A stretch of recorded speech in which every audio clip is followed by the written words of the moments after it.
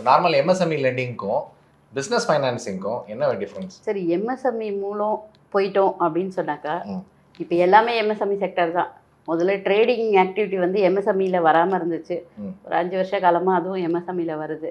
So MSME register பண்ணி ஒரு scheme மூலமாக லோன் போகிறோம் அப்படின்னு சொன்னால் இன்ட்ரெஸ்ட் சப்வென்ஷன் இருக்குது, சப்சிடி இருக்குது. இந்த ஃபெசிலிட்டிஸ் எல்லாம் ஸ்டார்ட் அப்பு ஏதோ இனோவேட்டிவாக கண்டுபிடிச்சிருக்கோம் அப்படின்னா அவங்களுக்கு நிறைய சப்சிடிஸே வந்து நிறைய இருக்குது. இபி சப்சிடி இருக்குது மேனுஃபேக்சரர்ஸ்க்கெல்லாம். அப்புறம் இன்ட்ரெஸ்ட் சப்சிடி இருக்குது. பிஎஃப் கட்டுறோம் இல்லையா, ஸ்டார்ட் அப் கம்பெனி இனோவேட்டிவாக வந்திருக்கு அந்த கம்பெனி இப்போ தான் ஸ்டார்ட் பண்ணுறோம் அப்படின்னா பிஎஃப்ல first 2 years of employer contribution சப்சிடியாக கொடுக்குறாங்க. ஸோ இதெல்லாம் எம்எஸ்எம்இ மூலமாக போகிறதுனால நமக்கு கிடைக்கிற பெனிஃபிட்ஸ். அது இல்லாமல் பேங்க்லேயும் கொஞ்சம் ஈஸியாக மூவ் ஆகும். கொலேட்ரல் அந்தளவுக்கு இன்சிஸ்ட் பண்ண மாட்டாங்க. ஹைப்ரிட் கொலேட்ரல் இருந்தாலும் ஓகே. இது எம்எஸ்எம்இ மூலமாக போகிறதுனால. இதே நார்மலாக ஒரு பேங்க்குக்கு போகிறோம் அப்படின்னா எல்லாமே இன்ட்ரெஸ்ட் வந்து நம்ம சிபிலை பொறுத்து தான் இன்ட்ரெஸ்ட்டு. ஓகே, சிபில் ரொம்ப நல்லா இருக்குன்னா நல்ல ரேட்டு வரும். ரொம்பன்னா வெளியில் போயிருங்க அப்படின்னு சொல்லி அனுப்பி விட்ருவாங்க பேங்க்கு. ஸோ அது மட்டும் இல்லாமல் நிறைய மக்கள் வந்து ஈஸியாக கிடைக்குதுன்ட்டு இதுலலாம் போய் மிஷினரிஸ் வாங்கிடுறாங்க. 10 டிரான்சாக்ஷனை பேஸ் பண்ணி 10 லட்சம் கொடுக்குறோம், 15 லட்சம் கொடுக்குறோன்னு சொல்லிட்டு வாங்கிடுறாங்க. அப்படி வாங்கும்போது ரேட் ஆஃப் இன்ட்ரெஸ்ட்டை பார்த்தீங்கன்னா, நான் ஒரு கிளைண்ட்டுக்கு ஒர்க் அவுட் பண்ணேன். ரேட் ஆஃப் இன்ட்ரெஸ்ட்டு 43%, 44% per annumலாம் வருது. பட் நமக்கு வந்து தெரியறதில்ல. 18%, 19%ன்னு சாங்ஷன் லெட்டரில் போட்டிருக்காங்க. அது end of the day work out பண்ணி பார்க்கும்போது கிட்டத்தட்ட 36 to 43, 44 வரைக்கும் வந்துடுது. ஸோ இது மாதிரி ஒரு இண்டஸ்ட்ரி ப்ரைவேட்டாக ஒரு என்பிஎஃப்சிலேயோ இல்லை எங்கேயோ போய் பிஸ்னஸ் லோனாவோ மிஷனரி லோனாவோ வாங்குறாங்கன்னு வச்சுக்கோங்க, இன்ட்ரெஸ்ட் கட்டுறதுக்காகவே அவங்க ஓடணும்.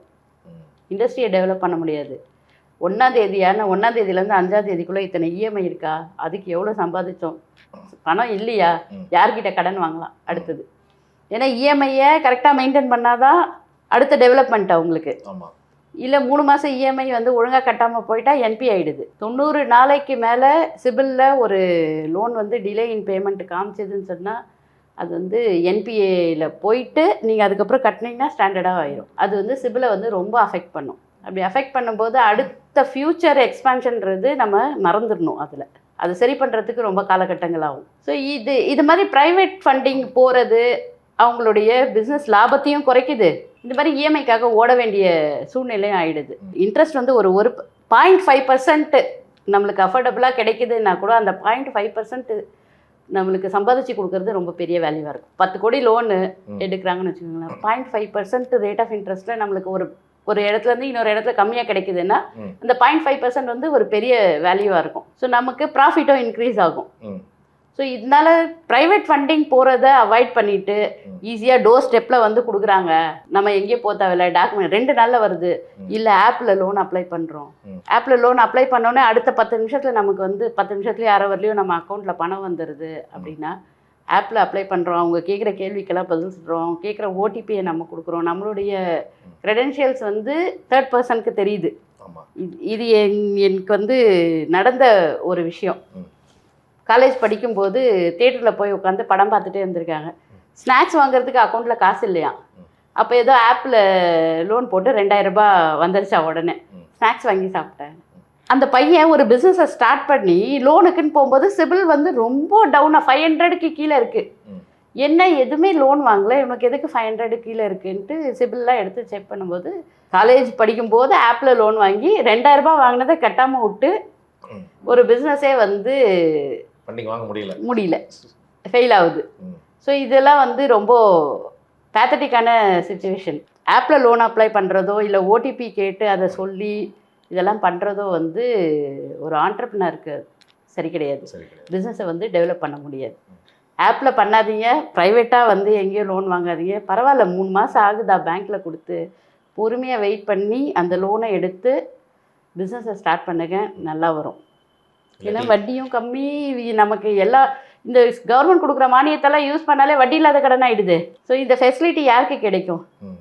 ஸோ அது யூஸ் பண்ணி கட்டுறதுக்கு லோன் வாங்கணும். ஆமாம், கண்டிப்பாக. ஸோ ஒரு இஎம்ஐயை கட்டுறதுக்கு இன்னொரு இடத்துல லோன் வாங்கி அந்த இஎம்ஐயை கட்டுவோம். அப்போ அடுத்த மாதம் இந்த லோனையும் கட்டணும், இந்த இஎம்ஐயும் கட்டணும். யார் கடன் கொடுப்பா? ஃப்ரெண்ட்ஸ் கிட்ட கேட்குறது, கஸ்டமர்ஸை கேட்குறது, இப்போ அட்வான்ஸாக பேமெண்ட் போடுன்றது, இதெல்லாம் வந்து ஒரு ஹெல்த்தி பிஸ்னஸ்க்கு வந்து சரியில்லை. ஸோ அதனால் ப்ரைவேட் லோன்ஸு பிஸ்னஸ் லோன்ஸ் வாங்காமல் ஒரு ஆண்டர்ப்ரினராக இருந்தால் பேங்க்கில் அப்ளை பண்ணி முறையாக லோன் வாங்குறது வந்து நல்ல விஷயம். கேபிட்டல், ஒர்க்கிங் கேபிட்டல், அப்புறம் மெஷினரிஸு, இப்போ இதை பற்றினா பேசணும் இல்லையா? ஸோ இப்போது ஒரு ஆண்டர்ப்ரினர் வந்து லெண்டிங் வாங்கும்போது இதான் எப்படி வந்து ஈக்குவலாக பிரிக்கிறது? சரி, ஈக்குவலாக பிரிக்கிறதுன்றது இல்லை. இப்போ ஒரு ப்ராஜெக்டை டிசைன் பண்ணும்போது மிஷின் இவ்வளோ காஸ்ட்டுன்னு நமக்கு தெரியுது. ஆமாம். அந்த மிஷினால் என்ன ப்ராடக்டை வந்து ப்ரொடக்ஷன் பண்ண போகிறோம்னு தெரியும். அதோட ரா மெட்டீரியல் காஸ்ட்டு தெரியும் நமக்கு. அதுக்கு லேபர் என்னன்னு தெரியும், எலக்ட்ரிசிட்டி என்னன்னு தெரியும். இதெல்லாம் ஒர்க் அவுட் பண்ணி ரா மெட்டீரியல், லேபர், எலக்ட்ரிசிட்டி, அதாவது ப்ரொடக்ஷனுக்கு மட்டும் வாங்குகிற ரா மெட்டீரியல் இல்லாமல் 3 மாதம் ஸ்டாக்குக்கும் சேர்த்து வச்சாதான் அந்த சைக்கிள் வந்து சரியாக இருக்கும். ஸோ இதுக்கெல்லாம் வந்து ஒர்க்கிங் கேபிட்டல் வாங்கிக்கலாம். டேர்ம் லோன்ன்றது என்னன்னு பார்த்தீங்கன்னாக்கா, மிஷின் வாங்குறதுக்கு, இல்லை ஏற்கனவே நல்ல 10 வருஷமாக நான் வந்து பிஸ்னஸ் பண்ணிட்டேன், என் இடத்த ரெண்ட்டு கட்டி முடியாதுப்பா, நான் ஒரு எஸ்டேட்டில் இல்லை எனக்கு கமர்ஷியல் லேண்ட் வாங்கிக்கிறேன், இண்டஸ்ட்ரி வாங்கிக்கிறேன் அப்படின்னு போகும்போது இதுக்கெல்லாம் வந்து டேர்ம் லோனாக தான் வாங்கணும். நம்மக்கிட்ட ஒர்க்கிங் கேபிட்டல் இருக்குது, ஏற்கனவே பேங்க் கொடுத்துருக்கு 2 கோடி, நம்ம யூஸ் பண்ணாமல் இருக்கோம், அதை எடுத்து ஒரு மிஷினோ இல்லை இடமோ வாங்கிட்டோன்னு சொன்னால் நம்ம லாக் ஆகிடுவோம். டேர்ம் லோன் வந்து மிஷின் வாங்குறதுக்கு ப்ளஸ் கேபிட்டல் அசட் எதையாவது க்ரியேட் பண்ணுறோம் அப்படின்னா டேர்ம் லோன் வாங்கி க்ரியேட் பண்ணுறது தான் நல்லது. இன்னும் இதுக்கும் ஒரு கேஸ் ஸ்டடி இருக்குது. பேங்க் ஆஃப் பரோடா கேஸ் இது. ஒரு இண்டஸ்ட்ரி 12 கோடிக்கு வேல்யூ. அது அவங்க பார்த்தாங்கன்னா ஃபஸ்ட்டு ஒர்க்கிங் கேபிட்டல் வாங்கிட்டாங்க. மிஷின்ஸ் வந்து செகண்ட் ஹேண்ட் மிஷின்ஸ் எல்லாம் வாங்கி போட்டு ரன் பண்ண ஆரம்பிச்சிருக்காங்க. ஒர்க்கிங் கேபிட்டல் வாங்கி ரன் பண்ணிகிட்டு இருக்கும்போது இன்னொரு மிஷின் புதுசாக பார்த்த உடனே மிஷினுக்கு லோன் அப்ளை பண்ணி வாங்கியிருக்கணும். இருக்கிற ஒர்க்கிங் கேபிட்டலை எடுத்து அந்த மிஷினை வாங்கிட்டு ரா மெட்டீரியல் வாங்குறதுக்கு காசு இல்லாமல் அதுக்கு போய் கடன் கேட்டுட்டு பேங்க்கில் போய் எனக்கு திரும்பவும் நீ வந்து என்ஹான்ஸ் பண்ணி கொடு அப்படின்னு சொன்னால் என்ன டர்ன் ஓவர் இருக்கோ அதில் 25% தான் நம்மளுக்கு ஒர்க்கிங் கேபிட்டல். அப்படி இருக்கும்போது அந்த காசை எடுத்து மிஷின் வாங்கிட்டு திரும்பவும் போய் ஒர்க்கிங் கேபிட்டல் கொடுன்னா 1 கோடி ரூபாய் டர்ன் ஓவர் வச்சுட்டு திரும்பவும் 1 கோடி ஒர்க்கிங் கேபிட்டல் கொடுன்னா எந்த பேங்க்கும் கொடுக்காது. ஸோ இவர் வந்து ஃபைனான்ஷியல் மிஸ்மேனேஜ்மெண்ட் பண்ணதுனால அவரோட இண்டஸ்ட்ரி இன்றைக்கி என்பிஏ ஆகி விற்கிற ஸ்டேஜுக்கு வந்துருச்சு. கொரோனா பீரியடில் ரொம்ப டேமேஜ் ஆயிடுச்சு. ஸோ கொரோனா டைமில் வந்து கவர்மெண்ட் கொடுத்த ஸ்கீம்ஸுக்கு யாருக்கும் அவேர்னஸ் இல்லை. கொரோனாலலாம் வந்து இந்த 20% லோன் வந்து ஹைக் பண்ணி போட்டாங்க. அது மட்டும் இல்லாமல் இண்டஸ்ட்ரியே அழிஞ்சிருச்சு, எதுவுமே இல்லை அப்படின்னாலும் அதுக்கு அடிஷ்னல் ஃபண்டிங் இருந்தால் அந்த இண்டஸ்ட்ரியை காப்பாற்றிட முடியும் அப்படின்னு சொன்னால் கொரோனா டைமில் டர்ன் ஓவர் டிப்போ இல்லை லாஸோ எது இருந்தாலும் கேர் 1ன்ட்டு ஒரு ஸ்கீம் கொடுத்துருந்தாங்க கவர்மெண்ட்டு. அந்த ஸ்கீமில் அப்ளை பண்ணி அடிஷ்னல் ஃபண்டிங் பேங்க் கொடுக்கலாம். எல்லாமே போயிருச்சு அப்படின்னா பேங்க் எந்த ஃபண்டும் பண்ணாது. ஆனால் கவர்மெண்ட் என்ன சொல்லுச்சு, இந்த ஸ்கீம் மூலமாக நீங்கள் அப்ளை பண்ணிங்கன்னா அடிஷ்னல் ஃபண்டிங் கிடைக்கும், அதுக்கு சப்சிடியும் கொடுக்குறோம் அப்படின்னு சொல்லி அனௌன்ஸ் பண்ணியிருந்தாங்க. அதில் வந்து அவேர்னஸ் இல்லாததுனால நிறைய பேர் அதில் போல நிறைய இண்டஸ்ட்ரீஸ் அழிஞ்சிருச்சு. அதில் ஒன்று இது. ஸோ அதனால் எந்தெந்த லோனை வந்து எதுக்கு யூஸ் பண்ணணுமோ அதுக்கு கரெக்டாக யூஸ் பண்ணிக்கணும். இந்த ஃபினான்ஷியல் மிஸ்மேனேஜ்மெண்ட்டுங்கிறது ப்ராப்பர் ஃபினான்ஷியல் எஜுகேஷன் இல்லாத எஜுகேஷன் இல்லை. ஏர்லி ஸ்டேஜ் எம்எஸ்எம்இஸ் இருக்காங்கல்ல, அவங்களுக்கு என்ன மாதிரி லோன் ப்ராடக்ட்ஸ் யூஸ்ஃபுல்லாக இருக்கும்? 5 லட்சத்துலேருந்து லோன் எடுக்கிறாங்கன்னு வச்சுக்கோங்க, புதுசாக தொடங்குறவங்க. ஸோ இது எந்தெந்த இண்டஸ்ட்ரி எந்த டைப்பில் வருதுன்னு பார்த்து இந்த 5 ஸ்கீமில் அகாமடேட் பண்ணிடலாம். மேனுஃபேக்சரிங்காக இருந்தால் நீட்ஸில் போயிடலாம், இல்லை சின்ன அமௌண்ட்டு மேனுஃபேக்சரிங்கு 50 லட்சத்துக்குள்ளே வருதுன்னா பிஎம்இஜிபியில் போயிடலாம். சர்வீஸ் இண்டஸ்ட்ரி 25 lakhsக்குள்ளே தான் வருது அப்படின்னா பிஎம்இஜிபியில் போயிடலாம். அதுக்கு மேலே ஜாஸ்தி வருதுன்னா நீட்ஸில் போயிடலாம். எஸ்சிஎஸ்டியாக இருந்தால் ஏபிசிஎஸ் போகிறது ரொம்ப பெஸ்ட்டு. ஏன்னா 6% தான் rate of interest per annum உங்களுக்கு. சூப்பர். நோ மார்ஜின் இல்லை. ஆமாம், 35% சப்சிடி. ஸோ அது மட்டும் இல்லாமல் அவங்களுக்கு எந்த பிஸ்னஸாக இருந்தாலும் லோன் தருவாங்க. ஜென்ரல் கேட்டகரிக்கு பார்த்தீங்கன்னா இப்போது நீட்ஸில் போகிறோன்னு வச்சுக்கோங்களேன், ஜேசிபி வாங்கி நான் ஹையர் கூட போகிறேன்னா லோன் தர மாட்டாங்க.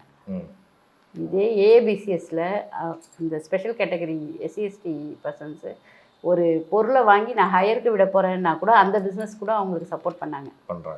அவங்களுக்கான ஸ்பெஷல் ஸ்கீம் அது.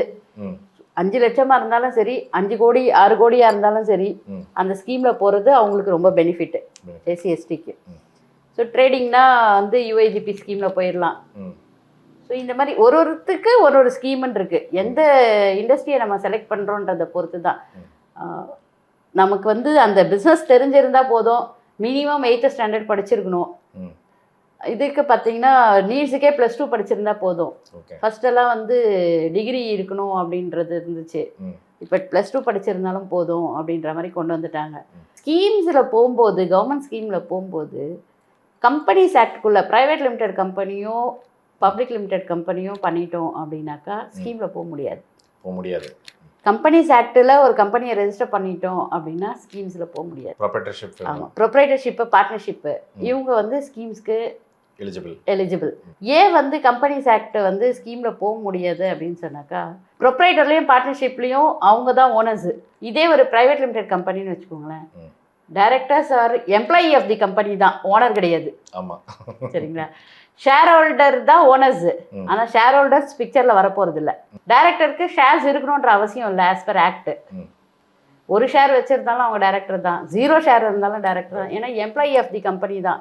இப்போ பெய்டு, இப்போ ஒரு ஜிஎம்ஓ இல்லை சிஇஓ சம்பளம் கொடுத்து எப்படி வேலைக்கு வச்சுக்கிறோமோ ஒரு டைரக்டர் அப்படி எடுத்துக்கலாம். ஸோ அவங்க ஓனர் இல்லை அப்படின்றதுனால சப்சிடி ஸ்கீமு இதுக்கு வந்து சப்போர்ட் பண்ணாது. அதனால மக்கள் நிறைய தெரியாமல் ப்ரைவேட் லிமிடெட் கம்பெனியெல்லாம் ஆரம்பிச்சுட்டு வந்துட்டு எனக்கு ஸ்கீமில் வந்து லோன் எடுத்து கொடுங்க அப்படின்னு சொல்லும்போது அவங்க ஒன்று அந்த கம்பெனியை அபாலிஷ் பண்ண வேண்டியதாக இருக்குது. ஸ்கீமில் போகணுன்னா ஒரு பார்ட்னர்ஷிப்பில் போக வேண்டியதாக இருக்குது. போகிறதுக்கு முன்னாடி பாவம் தெரியலன்னு வச்சுக்கோங்க, ப்ரைவேட் லிமிடெட் போனால் ஸ்கீமில் வரமாட்டோன்றது வந்து அவங்களுக்கு தெரியல. ஸோ இந்த ப்ரோக்ராம் வந்து அவங்களுக்கு ஒரு அவேர்னஸாக கூட இருக்கட்டும். ப்ரைவேட் லிமிடெட் கம்பெனியோ கம்பெனிஸ் ஆக்டுக்குள்ளே ஒரு கம்பெனியை ரெஜிஸ்டர் பண்ணிட்டோம் அப்படின்னா ஸ்கீமில் வந்து அவங்க லோன் எடுக்க முடியாது. டிக்கு இன்னொரு ஃபெசிலிட்டி, கவர்மெண்ட் இன்னொரு ஃபெசிலிட்டி கொடுக்குறாங்க. ஒரு இண்டஸ்ட்ரி தனியாக டிக்குக்கே போகாமல் ஒரு டேர்ம் லோன் வாங்கியிருக்காங்கன்னு வச்சுக்கோங்க, சிஜிடிஎம்எஸ்சி ஸ்கீமில் டேர்ம் லோன் வாங்கியிருக்காங்க அப்படின்னா அந்த டேர்ம் லோனுக்கு கட்டுற இன்ட்ரெஸ்ட் இருக்கு இல்லையா, ஃபஸ்ட்டு 20 lakhs கட்டிட்டு நம்ம கிளைம் பண்ணிக்கலாம் சப்சிடியா. ஓகே, இது டிக்கு போகாமல் டிக்கில் அப்புறம் அப்ளை பண்ணி வாங்கிக்கணும். அது ஸ்கீமில் போயிட்டு லோன் வாங்குறது ஒரு விதம் இருக்குது. ஸ்கீம்லேயே போகல, டேர்ம் லோன் வாங்கிட்டேன், நான் சிஜிடிஎம்எஸ்சி ஸ்கீமில் வாங்கிட்டேன். கேபிட்டல் சப்சிடி ஒன்று இருக்குது, அது மிஷினுக்கானது. ப்ளஸ் அந்த இன்ட்ரெஸ்ட் கட்டுறாங்க இல்லையா, டேர்ம் லோனுக்கான இன்ட்ரெஸ்ட், அதுக்கு ஃபஸ்ட்டு 20 lakhs ஓகே நம்ம வந்து அந்த இன்ட்ரெஸ்ட்டை வந்து சப்சிடியாக கிளைம் பண்ணிக்கலாம். இது வந்து கவர்மெண்ட் கொடுத்துருக்கிறது நிறைய பேருக்கு தெரியாத விஷயம். இப்போல்லாம் பார்த்தீங்கன்னா இண்டிவிஜுவலுக்கு சிபில் எடுக்கிறாங்க, ப்ரொப்ரைட்டர் கம்பெனியாக இருந்தால் கம்பெனிக்கும் சிபில் எடுக்கிறாங்க. ப்ரொப்ரைட்டரும் கம்பெனியும் வேறு வேறு கிடையாது, ஒரே பேன் தான். ஆனால் ஏன் வந்து கம்பெனிக்கு சிபில் எடுக்கணும்? சிஎம்ஆர் ரேட்டிங்னா என்னன்னே நிறைய பேருக்கு இப்போ தெரியறதில்ல. சிபில் நம்ம வந்து ஒரு பைக் வாங்கியிருப்போம், கார் வாங்கியிருப்போம், லோனில் செல்ஃபோன் வாங்கியிருப்போம், இவ்வளோ இருக்குது, பர்சனல் லோன் எடுத்திருப்போம் எதுக்காவது, இதெல்லாம் சிபிலில் வரும். நம்மளுடைய ப்ரொப்ரைட்டர் கம்பெனினா நம்ம பேனில் வாங்கின பொருளுக்கு சிபில் வருதுன்னா பிஸ்னஸ்க்கு எப்படி அது வந்து ரிலேட் ஆகும் அப்படின்னு பார்த்தீங்கன்னா, ஒரு பிஸ்னஸ்க்கு ரேட்டிங்ஸ்ன்னு ஒன்று போடுறாங்க. அது ஜிஎஸ்டியை ஆன் டைம் கட்டியிருக்கோமா, ஐடியை கரெக்டான டியூ டேட்டுக்கு முன்னாடி ஃபைல் பண்ணுறோமா, ஜிஎஸ்டி 3B வந்து 20ஆம் தேதிக்குள்ளே பண்ணியிருக்கோமா, இல்லை பெனால்ட்டியோடு அதை ஃபைல் பண்ணியிருக்கோமா, இதெல்லாம் வந்து ரேட்டிங்கு. கம்பெனி வந்து பிஸ்னஸ் லோன்ஸ் நிறைய வாங்கியிருக்காங்களா, இந்த மாதிரி டேர்ம் லோனு சிசின்னு போயிருக்காங்களா, செக்யூர்ட் லோன் நிறைய இருக்கா, அன்செக்யூர்ட் லோன் நிறைய இருக்கா. இப்போ செக்யூர்ட் லோன் நிறைய இருக்குதுன்னு வச்சுக்கோங்க, அது வந்து சிஎம்ஆரை அஃபெக்ட் பண்ணாது. ஆனால் செக்யூர்ட் லோனை விட அன்செக்யூர்ட் லோன் நிறைய இருக்குதுன்னு வச்சுக்கோங்க, அன்செக்யூர்ட் லோன் நிறைய இருந்தால் சிஎம்ஆரை அஃபெக்ட் பண்ணும். அது சிஎம்ஆரை எப்படி வந்து சிஎம்ஆர் 1லேருந்து 3க்குள்ளே இருந்துச்சுன்னா நல்லது, எப்படி 700க்கு மேலே சிபில் இருக்கோ அது மாதிரி ஈஸியாக லோன் கிடைக்கும். சிஎம்ஆர் 4 கொஞ்சம் டஃப்பு தான், 5 ரொம்ப ரொம்ப டஃப்பு. நம்மளுக்கு வந்து லோன் கிடைக்கிறதே வந்து கஷ்டமாக இருக்கும். அப்போ வந்து நம்ம என்ன பண்ணோம், நம்மக்கிட்ட என்னெல்லாம் வந்து அன்செக்யூர்ட் லோன் வச்சுருக்கோம், எதெல்லாம் நம்மளால் சீக்கிரமாக கட்டிட முடியும், சின்ன சின்ன லோனெல்லாம் அடைச்சி, நிறைய லோன் வச்சுருக்கிறது பெரிய விஷயம் கிடையாது, அதெல்லாம் அடைச்சிட்டு கம்மியாக்கிடணும். அது அன்செக்யூர்ட் லோனை கம்மி பண்ணிடணும். ப்ரைவேட் பேங்க்ஸில் எடுத்திருக்க லோன் எல்லாம் வந்து ஏன்னா அதிக வட்டி லோன்ஸும் நிறைய இருக்குன்னா கம்மி பண்ணணும். நம்மளுடைய டர்ன் ஓவர் பேஸ் பண்ணி தான் லோன்ஸு. ஸோ 5 கோடி ரூபாய் டர்ன் ஓவர் பண்ணுற கம்பெனிக்கு 5 கோடி ஆல்ரெடி லோன் இருக்குன்னா நம்மளுக்கு ஃபைனான்ஷியல் கேப்பே இல்லை. இப்போ அந்த கடன்லாம் வாங்கி என்ன பண்ணீங்க, அது ஒரு கேள்வி இருக்குது. ஸோ இந்த ரேட்டிங் வந்து இதெல்லாம் வந்து மீன் பண்ணுது. நம்ம ஸ்டாச்சுட்டரியை ஆன் டைமுக்கு ஃபைல் பண்ணுறது, அதுக்கும் ரேட்டிங் இருக்குது. அதே மாதிரி ஒரு ப்ரைவேட் லிமிடெட் கம்பெனின்னு வச்சுக்கோங்க, 1 லட்சம் ரூபாய் கேபிட்டல் போட்டிருப்பாங்க. ம் அவங்க லோன் கேட்குறது 1 கோடி ரூபாய் கேட்பாங்க. என்ன லோன் கேட்குறோமோ அதில் 25% நம்மளோட கேபிட்டலாக இருக்கணும். அதுக்கப்புறம் என்ன தெரியுமா பண்ணுவாங்க, loan from directors, loan from friends and relatives போட்டிருப்பாங்க. இதெல்லாம் போடக்கூடாது.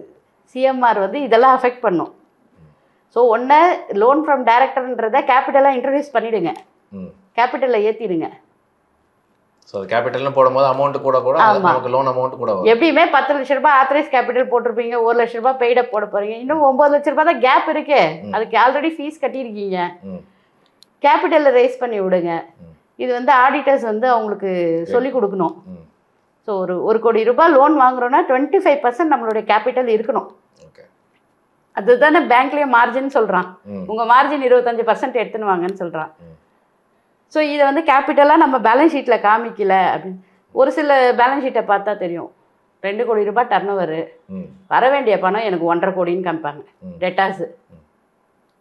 அதே மாதிரி பர்ச்சேஸ் பண்ணது வந்து 1.5 கோடியாக இருக்கும், கொடுக்க வேண்டியது 1 கோடின்னு காமிப்பாங்க. ஸோ இந்த மாதிரி கடனில் நீங்கள் ஒரு பொருளை வாங்கி வச்சு விற்று அந்த விற்ற காசை நீங்கள் கலெக்ட் பண்ணல. ஸோ இது ஃபைனான்ஷியல் ஸ்டேட்மெண்ட்ஸ் வந்து எல்லாத்துக்கும் ஒரு பாயிண்ட்ஸ் இருக்குது. சிஎம்ஆரை இதெல்லாம் ரொம்ப அஃபெக்ட் பண்ணும். ஸோ இதெல்லாம் கரெக்டாக வச்சுக்கிட்டோம் அப்படின்னா தான் நம்மளுக்கு வந்து லோன் ஈஸியாக கிடைக்கும். ஏன்னா பேங்க்கும் வந்து பப்ளிக் ஃபண்டை வந்து லெண்ட் பண்ணுறாங்க அப்படின்னு சொல்லும்போது அதோட காஷன்ஸ் அவங்க வந்து நிறையவே பார்ப்பாங்க.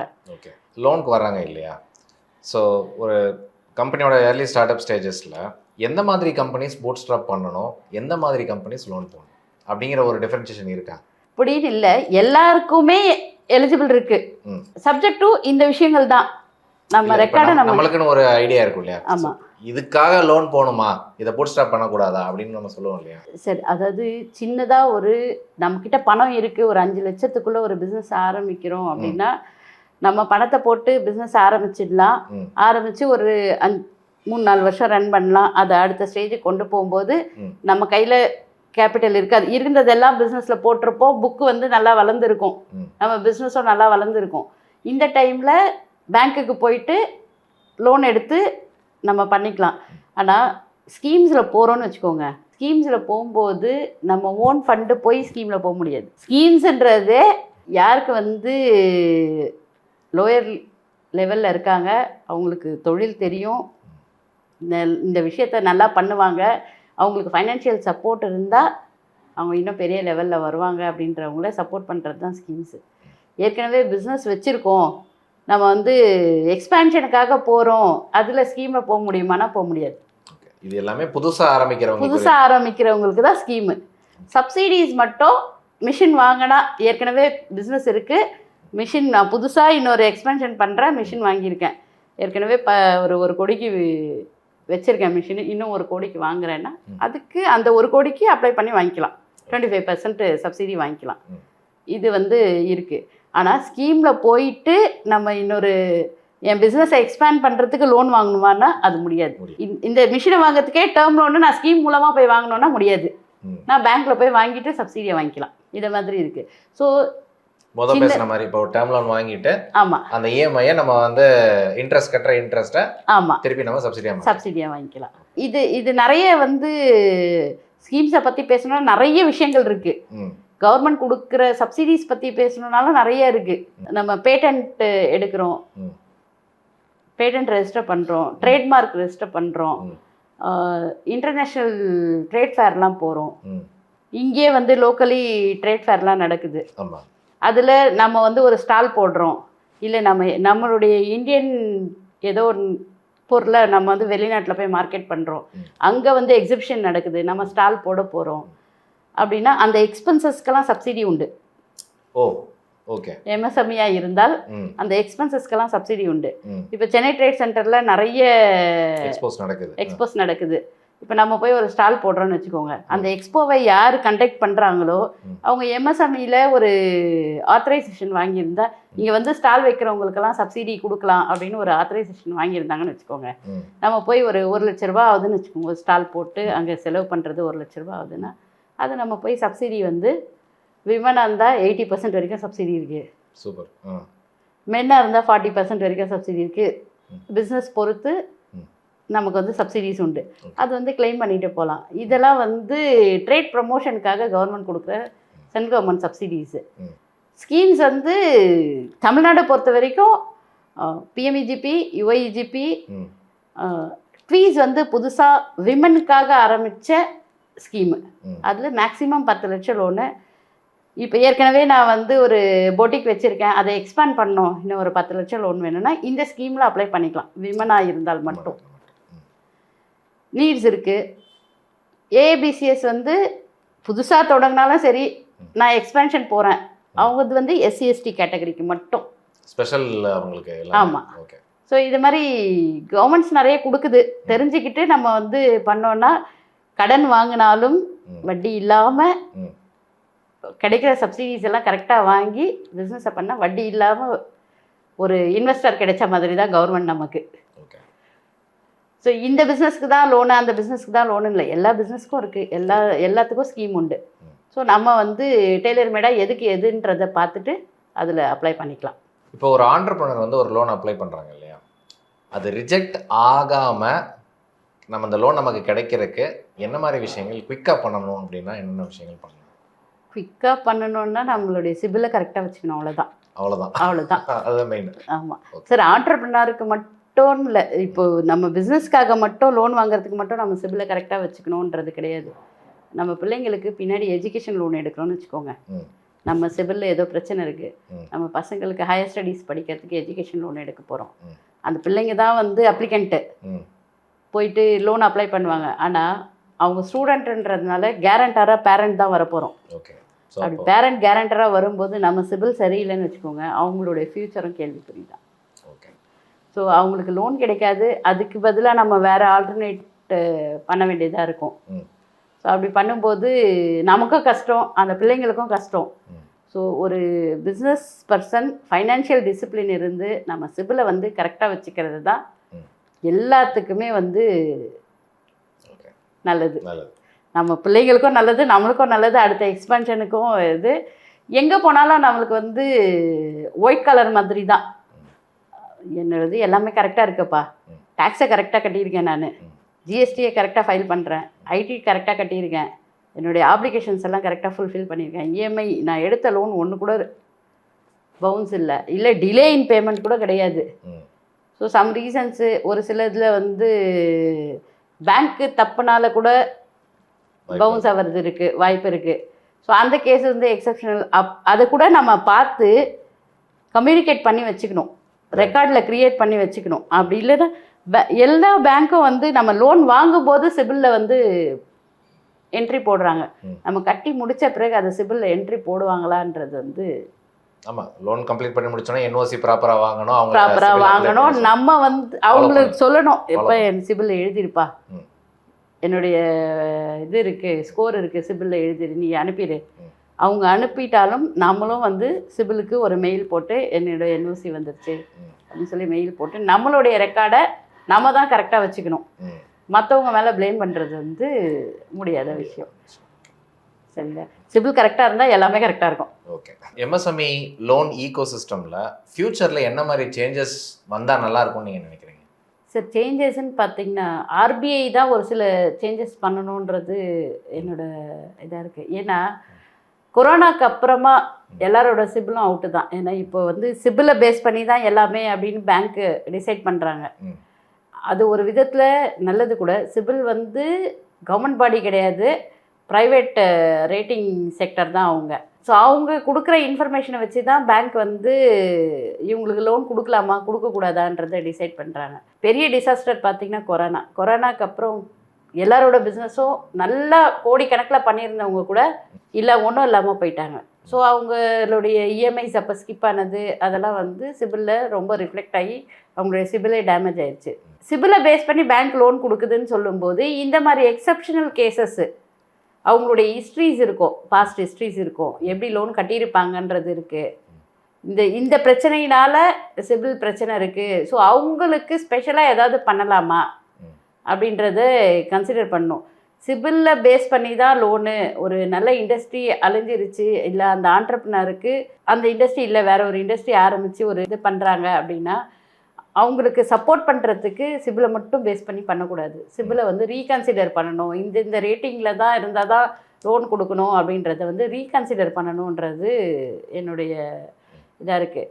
ஏன்னா மக்கள் பாவம், நிறைய இண்டஸ்ட்ரி அழிஞ்சது, நிறைய இண்டஸ்ட்ரி வளர்ந்துச்சு கொரோனாவில். கிட்டத்தட்ட கொரோனா டைமில் மட்டும் பார்த்தீங்கன்னா 80,000 + இண்டஸ்ட்ரி, புது இண்டஸ்ட்ரி வந்துச்சு. அதுக்கு ஈக்குவலாக நிறைய இண்டஸ்ட்ரி அழிஞ்சிச்சு. ஸோ இதை வந்து கன்சிடர் பண்ணி கொஞ்சம் ஏற்கனவே ஜாம்பவான்ஸ் எல்லாம் இருந்திருப்பாங்க பிஸ்னஸில். என்னதான் அவங்களுடைய பசங்க பிஸ்னஸில் வந்தாலும் அவங்களுடைய எக்ஸ்பர்டைஸ் வந்து இருக்காது. ஸோ அட்வைசராக வச்சுக்கிறதுக்கும் அவங்களே பிஸ்னஸ் ரன் பண்ணுறதுக்கும் நிறைய விஷயம் இருக்குது, நிறைய வித்தியாசம் இருக்குது. ஸோ அவங்களுக்கும் ஒரு சான்சஸ் கொடுக்கணும். சிபில் பிரச்சனையினால அவங்களுடைய ஃப்யூச்சர் வந்து பிஸ்னஸ் சாம்ராஜ்யம் வந்து அழிஞ்சிடக்கூடாது. ஸோ ரீகன்சிடர் பண்ணி ஏதாவது பண்ணுறதுக்கு வாய்ப்பு இருக்கா, இல்லை சிபில் தான் வந்து ப்ரிடாமினண்ட்டாக இருக்கான்றதை வந்து ஆர்பிஐ கொஞ்சம் கன்சிடர் பண்ணால் நல்லா இருக்கும்ன்றது என்னுடைய கருத்து. ஓகே, இப்போது எம்எஸ்எம்இ ஸ்கீம்ஸில் லோன்ஸ் எடுக்க பயப்படுற எம்எஸ்எம்இ ஆண்டர்ப்ரனர்ஸுக்கு நீங்கள் என்ன சொல்ல விரும்புகிறீங்க? கரை நல்லதா கெட்டதான்னு கேட்டால் கரை நல்லது தான். ஸோ லோன் வந்து லோன் எடுத்தால் நம்ம வந்து அது வந்து தப்பாக பிஸ்னஸ்க்கு லோன் எடுத்து ஒரு பிஸ்னஸ் பண்ணி சம்பாதிக்க முடியுமா அப்படின்னா லோன் எடுக்கணும். எவ்வளோ கரெக்டான லோனோ அவ்வளோ கரெக்டான லோன் எடுக்கணும். லோன் எடுத்து அதை எப்படி திரும்ப கட்டணுன்றத நிறைய பேர் வந்து பேப்பர் ஒர்க்ஸ் பண்ணுறதுக்கு கஷ்டப்பட்டுக்கிட்டு குருட்டாம் போக்கில் அந்த பிஸ்னஸ், நமக்கு தெரிஞ்ச பிஸ்னஸ் நம்ம கையில் பணம் இருக்குது, முடிஞ்சால் பண்ணுவோம், இல்லைனா அப்படி இருந்துருவோம் அப்படின்றவங்கள ஒன்றும் பண்ண முடியாது. ஆனால் நம்ம அடுத்த ஜென்ரேஷனுக்கு ஒரு நல்ல தொழிலை விட்டுட்டு போனோம், இல்லை ஒரு நல்ல இதை வந்து உருவாக்கி கொடுக்கணும் சாம்ராஜ்யத்தை அப்படின்னா லோன் வந்து அவ்வளோ அஃபென்சிவான விஷயம் கிடையாது. அதை எப்படி நம்ம கையாளுறோன்றது தான் முக்கியமான விஷயம். அந்த லோனை எடுக்கிறோம், அதை வந்து ஃபைனான்ஷியல் மேனேஜ்மெண்ட் பண்ணி இதுக்காக லோன் எடுத்தால் அதுக்காக மட்டும் தான் யூஸ் பண்ணணும். அதை எடுத்து இன்னொன்றில் போடுறது, அந்த டைமில் தான் ஃபெயில் ஆகிறோம். இல்லை அந்த மாதிரி ஆட்களை ஒரு முன் உதாரணமாக எடுத்துட்டாங்கன்னா லோன் வாங்குறதுக்கே பயப்படுவாங்க. ஸோ நம்மளுடைய டெசிஷன் எது நல்லதோ கெட்டதோ, நம்மளோட டெசிஷன் நம்ம எப்படி வாழணும்னு நம்ம டிசைட் பண்ணுறது. பர்சனல் லைஃப்லேயும் சரி, பிஸ்னஸ் லைஃப்லேயும் சரி, நம்ம எப்படி இருக்கணுன்றதை நம்ம தான் டிசைட் பண்ணிக்கணும். ஸோ லோன் வாங்கினா தான் பெரிய லெவலில் பண்ண முடியும். ஒரு கையில் பணம் இருக்குன்னா அதோட பலம் எப்படி இருக்கும்? கண்டிப்பாக. ஸோ கடன் வாங்குறது வந்து தப்பான விஷயம் கிடையாது. கடன் வாங்கி எப்படி யூஸ் பண்ணோன்றது நம்ம கையில் தான் இருக்குது. அதை மாதிரி யூஸ் பண்ணி பிஸ்னஸை வந்து டெவலப் பண்ணிக்கலாம். எம்எஸ்எம்இ செக்மெண்ட்டில் ஒரு ஆண்டர்ப்ரனர் வந்து 90 நாளில் லோன் வாங்குறதுக்கு ரெடியாக இருக்கிறதுக்கு என்னென்ன அவங்க பண்ணணும்? முதல்ல நம்மளுடைய பர்சனல் கேவைசிஸு, ஆதாரில் ஒரு மொபைல் நம்பர் இருக்குது, இன்னொரு வேறு மொபைல் நம்பரை நம்ம யூஸ் பண்ணுறோம், அது இருக்கக்கூடாது. பேனு கரெக்ஷன் இல்லாமல் இருக்கணும். ஒரு சிலது பார்த்திங்கன்னா அப்பா பேரோட சேர்த்து ஃபஸ்ட்டு நேமு லாஸ்ட்டு நேமு, ஐடியில் ஒரு மாதிரி இருக்கும், பேன் கார்டில் ஒரு மாதிரி இருக்கும், அது இருக்கக்கூடாது. இதெல்லாம் பேசிக்காக நம்ம கரெக்ட் பண்ணிக்க வச்சுக்கக்கூடிய ஒரு விஷயங்கள். ஆதார் பேன் கரெக்டாக இருக்கணும். நம்மளுடைய பிஸ்னஸ்க்கான ஜிஎஸ்டி உத்தியம் ரெஜிஸ்ட்ரேஷன் கரெக்டான அட்ரஸை போட்டு கரெக்டான டிஸ்ட்ரிக்டை போட்டு உத்தியம் ரெஜிஸ்ட்ரேஷன் பண்ணணும். ஏன்னா உத்தியம் ரெஜிஸ்ட்ரேஷன் நம்ம வந்து அட்மினிஸ்ட்ரேட்டிவ் ஆஃபீஸ் ஒன்று வச்சுருப்போம், ஃபேக்ட்ரி ஒரு இடத்துல வச்சுருப்போம், இல்லை குடோன் ஒரு இடத்துல வச்சுருப்போம். ஸோ எல்லா அட்ரஸும் உத்தியமில் வந்திருக்கான்னு பார்க்கணும். ஸோ இதை வந்து நம்ம கரெக்ட் பண்ணி வச்சுக்கணும். ஜிஎஸ்டி அட்மினிஸ்ட்ரேட்டிவ் ஆஃபீஸ் அட்ரஸில் இருந்தாலுமே எந்த இடத்துல குடோன் வச்சுருந்தா பிளேஸ் ஆட் பண்ணியிருக்கணும், ஃபேக்ட்ரி இருக்குன்னா ஃபேக்ட்ரி அட்ரஸ்னு அந்த பிளேஸ் ஆட் பண்ணியிருக்கணும். இதெல்லாம் வந்து டைம் சேவ் பண்ணும். சும்மா இருக்கிற நேரத்துக்கு இதெல்லாம் செஞ்சு வச்சுக்கணும். நம்ம லோனுக்கு போகிறோன்ட்டு இதை போய் பண்ணணும்னு வச்சுக்கோங்க, எது சர்வர் டவுனு 5 நாள் ஆகும், மெயின்டெனன்ஸில் இருக்குது, இதெல்லாம் வந்து கஷ்டமான விஷயம். அதே மாதிரி ஜிஎஸ்டி ஃபைல் பண்ணுறதா ஆன் டைமில் ஃபைல் பண்ணிடணும். 1 ஃபைல் பண்ணுறது 10ஆம் தேதினா 9ஆம் தேதியே ஃபைல், 10ஆம் தேதி தான் சர்வர் வந்து எல்லோரும் யூஸ் பண்ணுறது, 9ஆம் தேதியே ஃபைல் பண்ணோம். 20ஆம் தேதி 3B ஃபைல் பண்ணுமா, 18ஆம் தேதியே ஃபைல் பண்ணுங்க.